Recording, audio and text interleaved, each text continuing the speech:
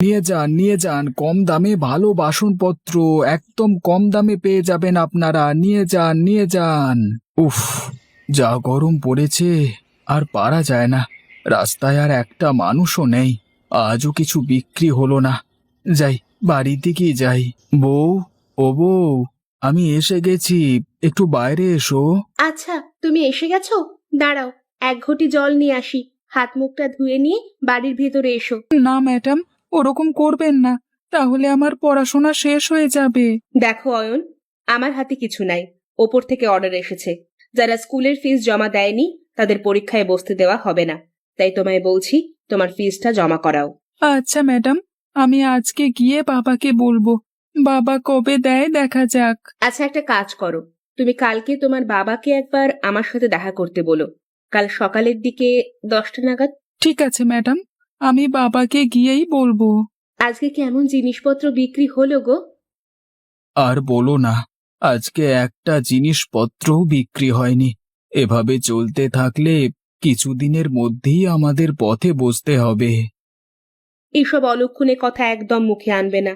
2 দিন বিক্রি হয়নি বলেই কি আর হবে না নাকি? আবার বিক্রি হবে। এক সপ্তাহ ধরে কোনো জিনিসপত্র বিক্রি হচ্ছে না। ঘরের সব আনাজপাতি শেষ হয়ে গেছে। এবার খাবোটা কি? তুমি তো সৎ পথে রোজগার করো, দেখবে ভগবান ঠিক একটা না একটা উপায় বার করেই দেবে। দুবেলা দুমুঠো খাবার জুটলেই হবে, আর আমার ছেলেটা সুখে শান্তিতে থাকলেই হবে। ভগবানের কাছে আর কিচ্ছু চাই না।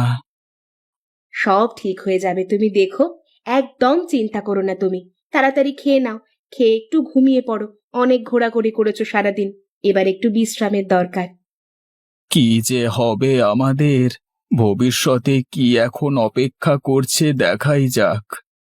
তাড়াতাড়ি খেয়ে নাও, আবার একটু পরেই অয়ন স্কুল থেকে চলে আসবে। স্কুলের কথা বলতে মনে পড়ল, অয়নের স্কুলের 2 মাসের ফিস দেওয়া বাকি আছে। এবার স্কুল থেকে ডেকে না পাঠালে হয়। আস্তে আস্তে দিয়ে দেবো ঠিক। দেখো না, স্কুলে ডাকলে ম্যাডামের সাথে একটু ভালোভাবে কথা বলে নেবে, তাহলেই দেখবে সব ঠিক হয়ে যাবে। এই নিয়ে 3 মাস পড়েছে, এ মাসেও হয়তো ফিস দিতে পারবো না। এখন আমাদের সংসারের যা অবস্থা, আমাদের ছেলেটাকে পড়াতে পারবো কিনা জানি না। আরে এইসব নিয়ে ভেবো না, যখন তোমার সামর্থ্য হবে তখন তুমি মিটিয়ে দিও। বাবা, স্কুলে পড়াশোনা ঠিকঠাক হচ্ছে তো? হ্যাঁ বাবা, পড়াশোনা ঠিকঠাকই চলছে, কোনো অসুবিধে হচ্ছে না। দিদিমণিরা বেশ ভালোই পড়াচ্ছেন, সামনে তো আবার পরীক্ষা। মন দিয়ে পড়ো, বড় হয়ে একটা চাকরি বাকরি করতে হবে তো। না মা, আমি মন দিয়ে পড়াশুনো করব সব সময়, কোনো দিন খারাপ দিকে যাব না। আর বাবা। হ্যাঁ হ্যাঁ রে, বল বাবা, কি বলবি বল। স্কুলের হেডমিস্ট্রেস কাল তোমাকে একবার দেখা করতে বলেছেন, সকাল 10টার মধ্যে স্কুলে যেতে বলেছেন। কেন রে, আমায় ডেকেছেন কেন? সামনেই তো আমাদের পরীক্ষা, তুমি এখনো স্কুলে 2 মাসের ফিস জমা দাওনি।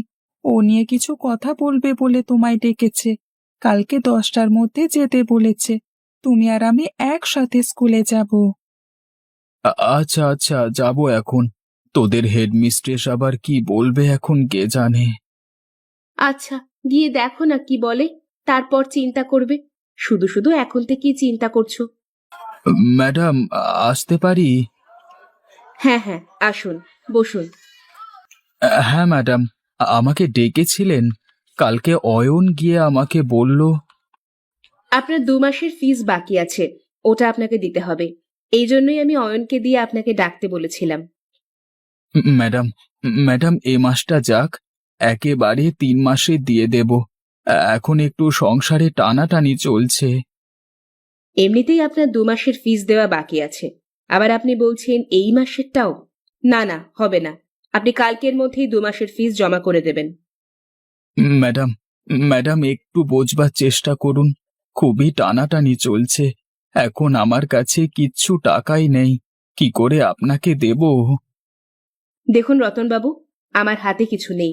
ওপর থেকে নির্দেশ দিয়েছে, যাদের যাদের ফিস দেওয়া বাকি আছে তারা যেন তা মিটিয়ে দেয়, না হলে তারা পরীক্ষা দিতে বসতে পারবে না। ম্যাডাম, ম্যাডাম দয়া করে এমনটি করবেন না। আমার ছেলের পড়াশুনো বন্ধ হয়ে যাবে তাহলে। দয়া করে এরকম করবেন না ম্যাডাম। আমার তো এখানে কিছু হাত নেই, ওপর থেকে নির্দেশ এসেছে, আমাকে মানতেই হবে। আচ্ছা, আমাকে একটা সপ্তাহ সময় দিন, আমি সব টাকা জোগাড় করে আপনাদের স্কুলে জমা করে দেব। এবারেই কিন্তু শেষ সুযোগ। আপনি যদি ফিস দিতে না পারেন তাহলে আপনার পুত্র এইবারে পরীক্ষা দিতে পারবে না। আমি এক সপ্তাহের মধ্যেই সব টাকা জমা করে দেব ম্যাডাম। ঠিক আছে, তাহলে আসতে পারেন। বন্ধু, কেমন আছিস রে? অনেকদিন তো তোর সাথে দেখা সাক্ষাৎ নেই। ওই চলে যাচ্ছে রে কোনো রকমে। তুই বল, তোদের খবর কেমন? আরে ভগবানের কৃপায় ভালোই আছি, কোনো অভাব নেই। কিন্তু তোর কি হয়েছে রে? এভাবে কথা বলছিস কেন? আমি বাসনপত্র বিক্রি করে খাই। এক সপ্তাহ হয়ে গেল কোনো কিছু বিক্রি নেই। আবার ছেলের স্কুলের হেডমিস্ট্রেস বলেছেন ফিস জমা না করলে ছেলেকে পরীক্ষা দিতে দেবে না। ও বাবা, এই সব পরিস্থিতির মধ্য দিয়ে যাচ্ছিস তুই? হ্যাঁ রে, তুই আমাকে কিছু টাকা ধার দিতে পারবি? পরে ঠিক মিটিয়ে দেব। কি আর বলবো রে ভাই, এখন তো সেরকম টাকা পয়সা নেই। থাকলে তোকে নিশ্চয়ই দিতাম। আচ্ছা, আমি এখন আসি রে, বাড়িতে অনেক কাজ পড়ে আছে। হ্যাঁ, ঠিক আছে, আয় তবে। কার কাছে টাকা পয়সার আবদার করেছি, একটা দিনও আমার বিপদে অনির্বাণ ছুটে আসেনি। কিন্তু ও বিপদে পড়লে আমি সব সময় ছুটে যাই। আমাদের ছেলেটার পড়াশোনা আর মনে হয় হবে না গো। কেন এরকম বলছো? এক সপ্তাহের মধ্যে আমি অত টাকা কিভাবে জোগাড় করব? 2 মাসের ফিস কি করে জমা দেব? অত টাকা তো আমার কাছে নেই। না থাকলে দেব কি করে? তাহলে কি আমাদের ছেলেটার পড়াশুনো এখানেই শেষ? আমাদের ছেলেটার স্বপ্ন বড় হয়ে চাকরি করবে, সেটার কি হবে? বাবার যদি টাকা পয়সা না থাকে তাহলে আমাদের ছেলেটা পড়বে কি করে বলো? বাবা, আমি কি আর পড়াশুনো করতে পারবো না? আমি দেখছি রে বাবা আমার, আমি চেষ্টা করছি। না পারলে আমার আর কিচ্ছু করবার নেই রে বাপ। আমায় বাঁচাও! দয়া করে এখান থেকে কেউ আমায় উদ্ধার করো! তুমি তুমি এখানে আটকে পড়লে কি করে? দয়া করে আমায় এখান থেকে উদ্ধার করো, না হলে শিকারী আমাকে মেরে ফেলবে। খাবারের সন্ধানে এইখানে এসে আমি এই শিকারীর জালে আটকে পড়েছিলাম। তুমি আমার এত বড় উপকার করেছো, আমার প্রাণ বাঁচিয়েছো। এর জন্য আমি তোমাকে প্রতিদিন 10টা করে ডিম দেব। সেই ডিম বিক্রি করে তুমি তোমার জীবিকা নির্বাহ করবে। আর একদিন গোটা গ্রামের মানুষকে আমার ডিমের ঝোল ও ভাত রেঁধে খাওয়াবে। আচ্ছা, তাই হবে। বিপদের দিনে ঠাকুর আমাদের দিকে মুখ তুলে চেয়েছেন। এবার আমি আমার ছেলেটিকে পড়াতে পারবো। তুমি প্রতিদিন এই স্থানে এসে আমার থেকে ডিম নিয়ে যাবে। হ্যাঁ, তবে একটা শর্ত আছে। শর্ত? কি শর্ত? তুমি ডিমগুলো কোথা থেকে পাও সেটা তুমি কাউকে জানাবে না। ঠিক আছে, তাই হবে। আমি কাউকে বলবো না। আজকে তুমি এই 5টা ডিম নিয়ে যাও, তোমার খুব কাজে লাগবে। এত ডিমগুলো সবই সোনার? হ্যাঁ, এই ডিমগুলো সবই সোনার। তুমি এইগুলো বিক্রি করে তোমার ছেলে স্কুলের ফিস দাও, বাকিটা সঞ্চয় করো, ভবিষ্যতে কাজে লাগবে। আচ্ছা, তাই হবে। বউ, ও বউ, তাড়াতাড়ি আসো, দেখো কি এনেছি। মা, এ তো সোনার ডিম, তুমি কোথায় পেলে? কোথায় পেলাম সেটি তো বলা যাবে না, কিন্তু এবার থেকে আমরা ডিম বিক্রি করে সংসার চালাবো। এই ডিমগুলো বিক্রি করে আগে ছেলেটার স্কুলের ফিস দিয়ে আসবে। পড়াশুনোর কোনো ক্ষতি হতে আমরা দেব না।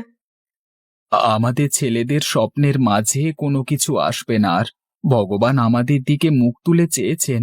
আমি কালকেই স্কুলে গিয়ে ফিস জমা করিয়ে দেব। হ্যাঁ, ওটাই ভালো হবে। আর কালকে সকল গ্রামবাসীকে নিমন্ত্রণ করব। আমাদের বাড়িতে ডিমের ঝোল আর ভাত, এটাই হবে আমাদের মেনু। বর্ষাকাল, আকাশও মেঘলা থাকবে, ডিমের ঝোল বেশ ভালোই লাগবে। আচ্ছা, তাই হবে। আমি নিজে হাতে রান্না করব।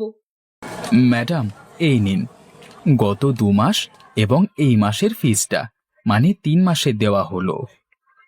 বাহ, তাহলে তো আর কথাই হবে না। আপনার ছেলে নিশ্চিন্তে পরীক্ষা দিতে পারবে। আপনারা একটু দেখবেন আবার ছেলেটা যাতে একটু ভালোভাবে পড়াশোনা করে। আর হ্যাঁ, কালকে আমাদের বাড়িতে গোটা গ্রামে নিমন্ত্রণ আছে। মেনু হচ্ছে ডিমের ঝোল ও ভাত। আপনাদেরও নিমন্ত্রণ রইল। হ্যাঁ হ্যাঁ, নিশ্চয়ই যাব। আর এই মেঘলা আকাশ, তার সাথে ডিমের ঝোল আর ভাত, একদম জমে যাবে। আমি এখন আসি তাহলে। পরদিন গোটা গ্রাম রতনের বাড়ির সামনে। রতন সকলকে ডিমের ঝোল ও ভাত খাওয়ানোর নিমন্ত্রণ জানিয়েছে। সকলে টেবিলের ওপর বসে আছে। রতন ভাত ও ডিমের ঝোল দিয়ে গেল। খেয়ে সবাই বাহবা দিচ্ছে। এইভাবেই রতনের ভাগ্যচক্র পরিবর্তিত হয়। সে এখন অনেক বড় ডিমের ব্যবসায়ী। আমাদের ভিডিও ভালো লাগলে লাইক করুন, আর ভিডিওটা কেমন লাগলো কমেন্টে জানাতে ভুলবেন না কিন্তু। এই রকম গল্প নিয়মিত পেতে চ্যানেলটিকে সাবস্ক্রাইব করুন, আর অবশ্যই বেল আইকনটি অন করে রাখবেন। আমাদের ভিডিও সবার আগে পৌঁছে যাবে আপনার কাছে। ধন্যবাদ।